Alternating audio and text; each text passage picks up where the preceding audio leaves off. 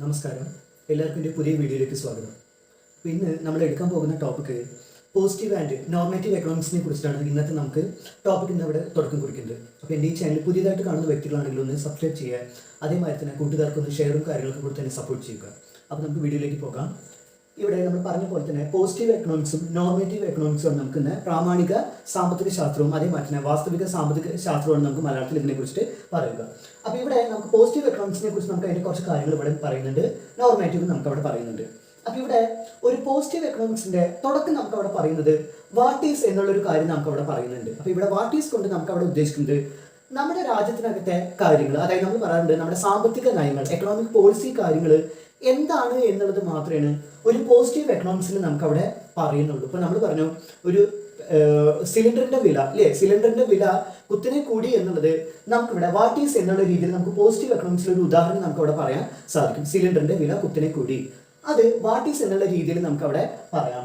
ഇനി നമുക്ക് നെക്സ്റ്റ് ഇവിടെ നോർമേറ്റീവ് എക്കണോമിക്സിൽ വാട്ട് ഔട്ട് ടു ബി എന്നുള്ളൊരു വാക്ക് നമ്മളവിടെ പറയുന്നുണ്ട്. ഈ ഔട്ട് ടു ബി എന്നൊക്കെ നമ്മൾ അവിടെ പറയുന്നത് ഷുഡ് ബി അല്ലെങ്കിൽ എങ്ങനെ ആവണം എന്നുള്ളതാണ് നമുക്ക് ഇതിന്റെ ഒരു മീനിങ് പറയുന്നത്. അപ്പൊ ഇവിടെ പറഞ്ഞാൽ എങ്ങനെ എന്താണ് എന്നുള്ളതാണ് ഇതിന്റെ ഫസ്റ്റ് നമുക്ക് അവിടെ പറയുന്നത്. ഇനി വാട്ട് ഔട്ട് ടു ബി എന്നുകൊണ്ട് നമുക്ക് അവിടെ ഉദ്ദേശിക്കുന്നത് എങ്ങനെയാവണം, അതായത് നമ്മുടെ രാജ്യത്തിന്റെ എക്കണോമിക് പോളിസി എങ്ങനെയാവണം അല്ലെങ്കിൽ നമുക്ക് എന്താണ് ഉദ്ദേശിക്കുന്നത് എന്നുള്ളത് വ്യക്തമായിട്ട് ഏതിൽ പറയുന്നുണ്ടാവും, ഒരു നോർമേറ്റീവ് എക്കണോമിക്സിൽ നമുക്ക് അവിടെ പറയുന്നുണ്ട്. അപ്പൊ ആദ്യത്തെ ഞാൻ പറഞ്ഞിട്ടുള്ള കൂടുതൽ വാട്ട് ഈസ് കൊണ്ട് നമുക്ക് അവിടെ എന്താണ് എങ്ങനെ എന്നുള്ളത് മാത്രമേ നമുക്കൊരു പോസിറ്റീവ് എക്കണോമിക്സിൽ ഉണ്ടാവുള്ളൂ.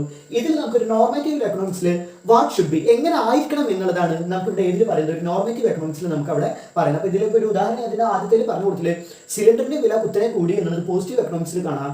നേരെ മറിച്ച് നോർമേറ്റീവ് എക്കണോമിക്സിൽ വെച്ചാൽ ഈ സിലിണ്ടറിന്റെ വില എങ്ങനെയാണ് അല്ലെങ്കിൽ എന്താണ് ഇത്ര പെട്ടെന്ന് വില കൂടാനുള്ള കാരണം, അതിന്റെ പ്രത്യേക റീസൺസും കാര്യങ്ങളൊക്കെ ഡീറ്റെയിൽസ് ആയിട്ടുള്ള കാര്യങ്ങൾ അല്ലെങ്കിൽ ജനങ്ങളെ അത് എങ്ങനെ ബാധിക്കുന്നുണ്ട് എന്നുള്ളത് ഡീറ്റെയിൽ ആയിട്ടുള്ള ഒരു നോർമേറ്റീവ് എക്കണോമിക്സിൽ നമുക്ക് അവിടെ എടുത്തു പറയാൻ സാധിക്കും. അപ്പൊ ഒന്നുകൂടി നമ്മൾ ഒന്ന് പറയുക ഇവിടെ ഒരു ഡീറ്റെയിൽഡ് ആയിട്ടുള്ള ഒരു എക്സ്പ്ലനേഷൻ ഒന്നുകൂടി നമുക്ക് അവിടെ നോർമേറ്റീവ് എക്കണോമിക്സിൽ നമുക്ക് അവിടെ പറയാൻ സാധിക്കും. അതാണ് ഒരു പോയിന്റ് ഈ രണ്ടെണ്ണത്തിന്റെ രീതിയിൽ നമുക്ക് അവിടെ പറയുന്നത്. ഇനി രണ്ടാമത്തേല് കോൺസിക്വൻസസ് ഓഫ് ആക്ഷൻ, അതായത് ഇവിടെ ഗവൺമെന്റ് ഒരു തരത്തിലുള്ള പുതിയ തരം പദ്ധതികളോ കാര്യങ്ങളോ പ്രോഗ്രാംസ് പോളിസിയൊക്കെ നമുക്ക് അവിടെ കൊണ്ടുവരിക, അതിന്റെ കോൺസിക്വൻസസ് ഭവിഷ്യത്തും കാര്യങ്ങളും നമുക്ക് അവിടെ എന്താണ് എന്നൊന്നും ഒരു പോസിറ്റീവ് എക്കണോമിക്സിൽ നമുക്ക് അവിടെ കൃത്യമായിട്ട് പറയില്ല. നമ്മൾ പറഞ്ഞു ഒരു ഗവൺമെന്റ് ഇന്ന പദ്ധതി കൊണ്ടുവന്നു എന്നുള്ളത്, നമുക്ക് ഇന്ന പദ്ധതികളെ കൊണ്ടുവന്നു എന്നുള്ളത് ഒരു പോസിറ്റീവ് എക്കണോമിക്സിൽ നമുക്ക് അവിടെ മനസ്സിലാക്കി എടുക്കാം. പക്ഷേ അതിന്റെ മെറിറ്റ്സും ഡീമെറിറ്റ്സും, അതായത് ഗുണങ്ങളും ദോഷങ്ങളൊന്നും നമുക്ക് ഇവിടെ പോസിറ്റീവ് എക്കണോമിക്സിൽ നമുക്ക് അവിടെ പറയില്ല. നേരെ മറിച്ച് ഇവിടെ ഒരു നോർമേറ്റീവ് എക്കണോമിക്സിൽ ഇതിന്റെ ആക്ഷൻസ്, അതായത് കൊണ്ടുവന്നിട്ടുള്ള പദ്ധതി എങ്ങനെയൊക്കെ ബാധിക്കും, ഒരു ജനങ്ങളുടെ ഭാഗത്തു കൂടിയുമുള്ള ഒരു ചിന്താഗതി അല്ലെങ്കിൽ അവരുടെ നമ്മൾ പറയുന്നത് അഭിപ്രായ കാര്യങ്ങളൊക്കെ നമുക്ക് ഏതിൽ പെടും, ഒരു നോർമേറ്റീവ് എക്കണോമിക്സിൽ നമുക്ക് അവിടെ പെടും. അപ്പൊ ഇവിടെ ഒരു ഗവൺമെന്റ് കൊണ്ടുവരുന്ന ഒരു ആക്ഷൻ അല്ലെങ്കിൽ പദ്ധതി പ്രോഗ്രാം ഒക്കെ കൊണ്ടുവന്നു വെച്ചാൽ അതിനെ ഡീറ്റെയിൽഡ് ആയിട്ടുള്ള ഒരു അനലൈസ്ഡ് അല്ലെങ്കിൽ വിശകലനം കാര്യങ്ങൾ നമ്മൾ ത്രൂ ഒരു നോർമേറ്റീവ് എക്കണോമിക്സിലൂടെ നമുക്ക് അവിടെ മനസ്സിലാക്കി എടുക്കാൻ സാധിക്കും എന്നുള്ളതാണ് രണ്ടാമത്തെ പോയിന്റ് നമുക്ക് അവിടെ പറയുന്നത്. ഇനി മൂന്നാമത്തെ പോയിന്റ് നമുക്ക് അവിടെ പറയുന്നത് economic policy are study moral judgements, അതേപോലെ തന്നെ ഒബ്ജക്റ്റീവാണ് നമുക്ക് പറയുന്നത്. അപ്പൊ ഇവിടെ നമ്മുടെ ഒരു സാമ്പത്തിക നയം എന്ന് പറയുന്ന ഒരു പോസിറ്റീവ് എക്കണോമിക്സിന്റെ കാഴ്ചപ്പാടിൽ ഇവിടെ നമുക്ക് പഠനം, അതായത് സാമ്പത്തിക പോളിസിയുടെ പഠനം എന്ന് പറയുന്നത് ഒരു മോറൽ ജഡ്ജ്മെന്റിന്റെ കീഴിൽ അല്ലെങ്കിൽ അതിന്റെ അടിസ്ഥാനത്തിൽ മാത്രമാണ് നമുക്കൊരു പോസിറ്റീവ് എക്കണോമിക്സിനെ നമ്മൾ കാണുന്നത്. അതായത് ഒന്നുകൂടി പറഞ്ഞാൽ സത്യസന്ധമായിട്ടുള്ള കാഴ്ചപ്പാട് മാത്രമേ ഒരു എക്കണോമിക് പോളിസിയുടെ പഠനം അല്ലെങ്കിൽ പോസിറ്റീവ് എക്കണോമിക്സിന്റെ ഭാഗത്ത് നമ്മൾ അവിടെ പറയുന്നുള്ളൂ. അതായത് നമ്മൾ പറഞ്ഞു ഒരു സ്റ്റാറ്റിസ്റ്റിക്സിലേക്ക് നമ്മളൊരു കണക്ക് നമ്മൾ അവിടെ ചെയ്യുകയാണെങ്കിൽ അതിന്റെ ഉത്തരം എന്നുള്ളത് സത്യസന്ധമായിട്ടുള്ള ഒരു ഉത്തരമാണ് എന്നുള്ളത് നമ്മൾ ഉറപ്പ് വരുത്തുന്നുണ്ട്. അതേമാതിരി തന്നെ നമ്മൾ കൃത്യമായിട്ടുള്ള ഫാക്ട്സ് അല്ലെങ്കിൽ വസ്തു സംബന്ധമായിട്ടുള്ള സത്യാവസ്ഥ കാര്യങ്ങൾ മാത്രം എന്നുള്ള രീതിയിൽ മാത്രമാണ് ഒരു പോസിറ്റീവ് എക്കണോമിക്സ് നമ്മൾ അവിടെ ജഡ്ജ് ചെയ്യുന്നുള്ളൂ. അപ്പൊ അതുകൊണ്ടാണ് നമുക്ക് ഇവിടെ മോറൽ ജഡ്ജ് എന്നുള്ളത് പറയുന്നത്. മോറൽ കൊണ്ട് നമുക്ക് അവിടെ പറയുന്നത് സത്യാവസ്ഥ. നമ്മൾ പറയുന്നത് ഓരോ ഫിഗേഴ്സ് ഇല്ലേ, നമ്മൾ സ്റ്റാറ്റിസ്റ്റിക്സിലേക്ക് നമ്മൾ ഓരോ ഫിഗേഴ്സ് പഠിക്കുന്നുണ്ട്. നമ്മളിപ്പോ നമ്മൾ എന്താ പറയുക മീൻ മീഡിയൻ മോഡൊക്കെ കണ്ടുപിടിക്കുന്ന സമയത്ത് കൃത്യമായിട്ടുള്ള ഉത്തരങ്ങൾ നമ്മൾ ഫിഗേഴ്സ് ആയിട്ട് നമുക്ക് അവിടെ കണ്ടുപിടിക്കുന്നുണ്ട്. അപ്പൊ കൃത്യമാണ് എന്നുള്ളത് നമുക്കറിയാം, ഒരു ഉത്തരം കിട്ടിയാൽ ബാക്കി എല്ലാ കുട്ടികൾക്കും അതേ ഉത്തരം തന്നെ ആയിരിക്കും. അപ്പൊ നമുക്ക് മനസ്സിലാക്കാം അത് സത്യസന്ധമായിട്ടുള്ള രീതിയിൽ ഒരു ഉത്തരമാണെന്ന്. അപ്പൊ അതൊക്കെയാണ് നമുക്ക് അവിടുത്തെ മോറൽ ജഡ്ജ്മെന്റിൽ നമുക്ക് അവിടെ പറയുന്നത്. അതുകൊണ്ട് തന്നെ ഈ ഒരു ജഡ്ജ്മെന്റ് കൊണ്ട് നമുക്ക് അവിടെ പറയുന്നത്, അതായത് ന്യൂമറിക്കൽ സംഖ്യകളും കാര്യങ്ങളൊക്കെ നമുക്ക് ഇതിൽ പെടും. അപ്പൊ ഇതിൽ പറഞ്ഞ സത്യസന്ധമായിട്ടുള്ള കാര്യങ്ങളും അതേമാതിരി ഒരു പോസിറ്റീവ് എക്കണോമിക്സിൽ നമ്മൾ അവിടെ ഒബ്ജക്റ്റീവ് ടൈപ്പ് ആയിട്ട് വസ്തു സംബന്ധമായിട്ടുള്ള രീതിയിൽ നമുക്ക് അവിടെ കാഴ്ചപ്പാടോട് കൂടി എന്നുള്ള രീതി കൊണ്ടാണ് നമുക്ക് അവിടെ പോസിറ്റീവ് എക്കണോമിക്സിനെ നമ്മൾ അവിടെ കാണുന്നത്. അപ്പൊ ഒബ്ജക്റ്റീവ് മാനർ എന്നുള്ളത് കൂടി നമുക്ക് അവിടെ പോസിറ്റീവ് എക്കണോമിക്സിൽ നമുക്ക് അവിടെ പറയാൻ സാധിക്കും. ഇനി നേരെ മറിച്ച് നമുക്ക് ഇവിടെ മൂന്നാമത്തെ ഇവിടെ നമുക്ക് ഒരു പ്രവർത്തനം ഇപ്പൊ ഗവൺമെന്റിന്റെ ഭാഗത്തുനിന്നാവാം, അല്ലെങ്കിൽ നമ്മുടെ രാജ്യത്തിന്റെ വിവിധ രീതിയിൽ ഉണ്ടാവുന്ന മാറ്റങ്ങളാവാം, ഇതിന്റെയൊക്കെ പ്രവർത്തനം നമ്മൾ ഇവിടെ എന്ത് ചെയ്യുന്നുണ്ട്, ഡീറ്റെയിൽഡ് ആയിട്ട് തന്നെ വിശകലനം ചെയ്യുന്നുണ്ട്. ഇങ്ങനെ ഒരു പദ്ധതിയോ അല്ലെങ്കിൽ പുതിയ തരത്തിലുള്ള മാറ്റങ്ങളോ കാര്യങ്ങളോ നമ്മൾ അവിടെ കൊണ്ടുവന്നു വെച്ചാൽ എങ്ങനെയൊക്കെ ജനങ്ങളെ ബാധിക്കുന്നുണ്ടോ, അല്ലെങ്കിൽ ആ ഒരു പദ്ധതി ഡിസൈറബിൾ ആണോ, അത് നമുക്കൊരു നെസസറി ആയിട്ടുള്ള ഒരു കാര്യമാണോ, അത്യാവശ്യമാണോ, അല്ലെങ്കിൽ യൂസ്ഫുൾ ആണോ, ഉപയോഗമാണോ അല്ലേ എന്നുള്ളതൊക്കെ ഡീറ്റെയിൽഡ് ആയിട്ട് നമുക്ക് ഇവിടെ എന്ത് ചെയ്യുന്നുണ്ട്, ഈ ഒരു നോർമേറ്റീവ് എക്കണോമിക്സിൽ നമുക്ക് അവിടെ പറയുന്നുണ്ട്. അപ്പൊ ഇതിന്റെ ഒരു ഡീറ്റെയിൽഡ് എന്നുള്ളൊരു വാക്ക് അല്ലെങ്കിൽ കൂടുതലായിട്ടുള്ള ഒരു വിശകലനം കാര്യങ്ങൾ നമുക്ക് പോസിറ്റീവ് എക്കണോമിക്സിൽ തരുന്നില്ല. ഇന്ന വസ്തു അല്ലെങ്കിൽ ഇന്ന പദ്ധതി എന്ന് പറഞ്ഞ് മാത്രമേ നമുക്ക് ഏതിൽ പറയുന്നുള്ളൂ, ഒരു പോസിറ്റീവ് എക്കണോമിക്സിൽ പറയുന്നുള്ളൂ.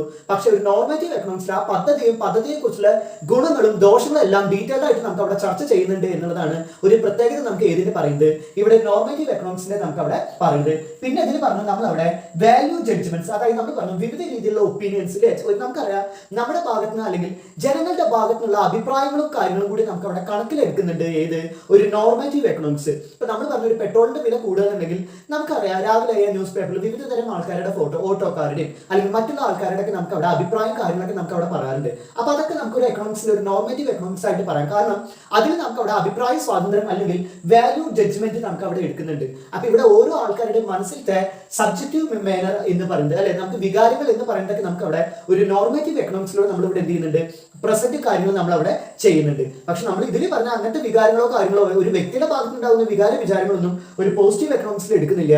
അതതിന്റെ നമ്മൾ പറഞ്ഞു ഇന്ന പദ്ധതി കൊണ്ടുവന്നിട്ടുണ്ട് എന്നത് മാത്രമേ നമ്മൾ അവിടെ പറയുന്നുള്ളൂ. നേരെ മറിച്ച് അതിന്റെ ഗുണങ്ങളോ ആൾക്കാരുടെ ഭാഗത്ത് നിന്ന് ഉണ്ടാകുന്ന ചിന്താഗതിയൊന്നും നമുക്ക് ഇതിൽ പറയുന്നില്ല. നേരെ മറിച്ച് ഇതിനെക്കുറിച്ചുള്ള ഒപ്പീനിയൻസും കാര്യങ്ങളൊക്കെ നമ്മൾ അവിടെ ഡിസ്കഷൻ ചെയ്യുന്നുണ്ട്. അതുകൊണ്ട് തന്നെ ഇത് നമ്മൾ പറഞ്ഞു സബ്ജക്റ്റീവ് മാനർ ആണ് നമുക്ക് അവിടെ നോർമേറ്റീവ് എക്കണോമിക്സ്.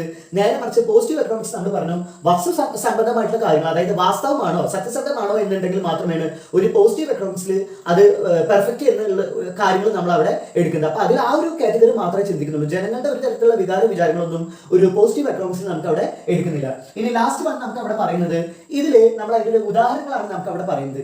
ഇനി ഉദാഹരണങ്ങളുടെ ഒന്ന് ഞാൻ ഇവിടെ എഴുതിയിട്ടുണ്ട്, and increase in tax rates ultimate results in A decrease in total tax revenue. നമുക്കറിയാം ഒരു നികുതി, എന്ത് തരത്തിലുള്ള നികുതി ആയിക്കോട്ടെ, എന്ത് തരത്തിലുള്ള നികുതി കാര്യങ്ങളായാലും നമുക്കറിയാം ആ നികുതിയുടെ വർധനവ് മുഖേന നമുക്ക് ഒരുപാട് വർധനവ് വന്നുണ്ടെങ്കിൽ ടോട്ടലായിട്ട് ആൾക്കാർ നമുക്ക് അത് മുഖേന കെട്ടേണ്ട നികുതി എന്ന് പറയുന്നത് വളരെയധികം കുറവായിരിക്കും, അല്ലേ? കാരണം നമുക്കറിയാം ഒരു ജനങ്ങൾക്ക് കിട്ടുന്നതിന് ഒരു പരിധി നമുക്ക് അവിടെ ഏതുണ്ട്, ടാക്സ് ഉണ്ട്.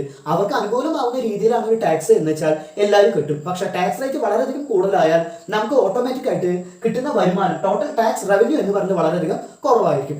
അത് എന്ന് പറഞ്ഞാൽ നമുക്ക് ഡയറക്റ്റ് ആയിട്ടുള്ള ഒരു കാര്യമാണ് നമുക്ക് അവിടെ പറയുന്നത്. അപ്പൊ ഇത് നമുക്ക് നോക്കിയാൽ പോസിറ്റീവ് എക്കണോമിക്സ് ആണ് എന്ന് അങ്ങനെ അറിയാനുള്ള കാരണം എന്താണെന്ന് വെച്ചാൽ ഇവിടെ നമുക്ക് പറയുന്നത് ഒരു ടാക്സ് റേറ്റ് കൂട്ടിയെന്നുണ്ടെങ്കിൽ അവിടെ കിട്ടുന്ന വരുമാനം വളരെയധികം കുറവാണ്.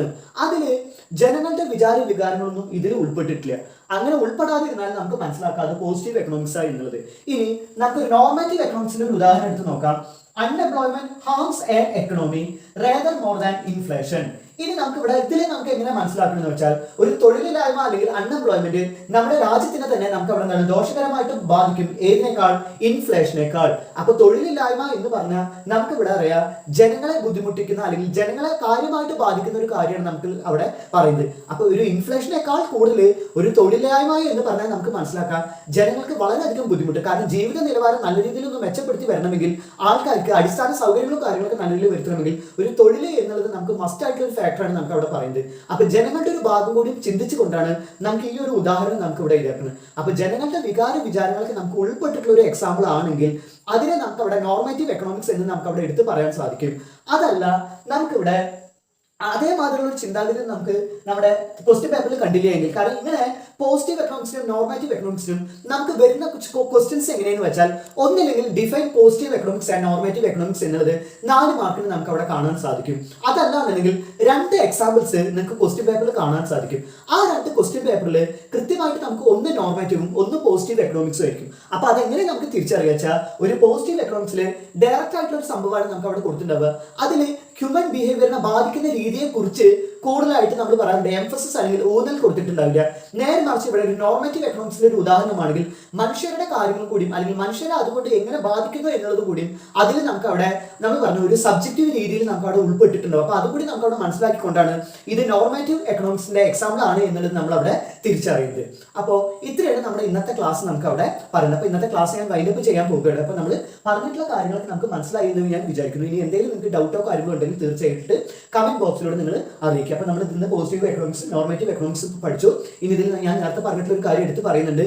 ഈ പോസിറ്റീവ് എക്കണോമിക്സ് നോർമേറ്റീവ് എക്കണോമിക്സും നമുക്ക് കൊണ്ടുവന്നിട്ടുള്ള ഒരു വ്യക്തി അല്ലെങ്കിൽ എക്കണോമിസ്റ്റ് ആണ് നമുക്ക് അവിടെ പറഞ്ഞത് മിൽട്ടൺ ഫ്രീഡ്മാൻ. അതായത് ഞാൻ ഒന്ന് പറയാൻ മറന്നിട്ട് സോറി. ഇവിടെ ഈ രണ്ട് മിൽട്ടൺ ഫ്രീഡ്മാൻ 1956. അതായത് മിൽട്ടൺ ഫ്രീഡ്മാൻ ആണ് നമ്മുടെ രാജ്യത്തേക്ക് അല്ലെങ്കിൽ നമ്മുടെ വേൾഡില് ഈ എക്കണോമിക്സിന് സംബന്ധമായിട്ട് നമുക്കറിയാം പോസിറ്റീവും എക്കണോമിക്സും അതേമാതിരി തന്നെ നോർമേറ്റീവ് എക്കണോമിക്സും നമ്മുടെ എക്കണോമിക് അനാലിസിസിന്റെ രണ്ട് വിഭാഗമായിട്ടാണ് പറയുന്നത്. അപ്പൊ അങ്ങനെ രണ്ടെണ്ണമായിട്ട് തരം തിരിച്ചിട്ട് നമുക്ക് പഠിക്കാൻ ബെറ്റർ ആയിട്ട് കിട്ടാൻ വേണ്ടിയിട്ടാണ് ഇതിനെ രണ്ടായിട്ട് സ്പ്ലിറ്റ് ചെയ്തിട്ട് ഇവിടെ മിൽട്ടൺ ഫ്രീഡ്മാൻ 56 ഇതിനെ നല്ല രീതിയിൽ ജനങ്ങളിലേക്ക് നമുക്ക് അവിടെ പബ്ലിഷും കാര്യങ്ങളും അവിടെ ചെയ്തിരുന്നത്. അപ്പൊ തീർച്ചയായിട്ടും നമുക്ക് അറിയാം ഒരു എക്കണോമിക്സിനെ പഠിക്കാൻ വേണ്ടിയിട്ട് ഇതേമാതിരി രണ്ടും നമുക്ക് ഉണ്ടായാൽ മാത്രം ഒന്നിന് നമുക്ക് അവിടെ ഡീറ്റെയിൽ ആയിട്ട് നമുക്ക് അവിടെ പഠിക്കാൻ സാധിക്കും, ഒന്നിന് എന്താണ് എന്നുള്ള രീതിയിൽ നമുക്ക് അവിടെ പറയാൻ സാധിക്കും. അപ്പൊ നമ്മൾ ഒരു ഉദാഹരണം നമുക്ക് നോക്കിച്ചാൽ മൈക്രോ എന്നുള്ളത് നമുക്ക് അവിടെ കുറച്ച് ആൾക്കാർ അല്ലെങ്കിൽ ഇൻഡിവിജ്വൽ പേഴ്സൺസിനെ മാത്രമേ നമ്മൾ അതിൽ ഉൾപ്പെടുത്തുള്ളൂ, ചെറിയ ചെറിയ യൂണിറ്റിനെ കുറിച്ച് ഉൾപ്പെടുത്തുള്ളൂ. മാക്രോ പറഞ്ഞാൽ നമുക്ക് ഇവിടെ അറിയാം വ്യാപകമായിട്ട് എന്നുള്ള ജനറൽ എന്നുള്ള ഒരു മീനിങ് ആണ് നമുക്ക് അവിടെ പറയുന്നത്. അപ്പോൾ അതേ മാതിരി പോസിറ്റീവിലും നോർമേറ്റീവ്സിലും അതിൻ്റെതായിട്ടുള്ള കാര്യങ്ങൾ നമുക്ക് അവിടെ പഠിക്കുന്നുണ്ട്. അപ്പോൾ ഇത്രയാണ് ഇന്നത്തെ ക്ലാസ് ഞാനിവിടെ പറയുന്നത്. അപ്പോൾ ഇന്ന് ക്ലാസ് വൈൻഡപ്പ് ചെയ്യാണ്. ഇനി പുതിയതായിട്ട് കാണുന്ന വ്യക്തികളാണെങ്കിൽ ഒന്ന് സബ്സ്ക്രൈബ് ചെയ്യുക, ഷെയർ ചെയ്യുക, അതേമാതിരി തന്നെ ബെൽ ബട്ടനും കാര്യങ്ങളൊക്കെ തന്നിട്ടൊന്ന് സപ്പോർട്ട് ചെയ്യുക. അപ്പോൾ ഓക്കെ, താങ്ക് യു.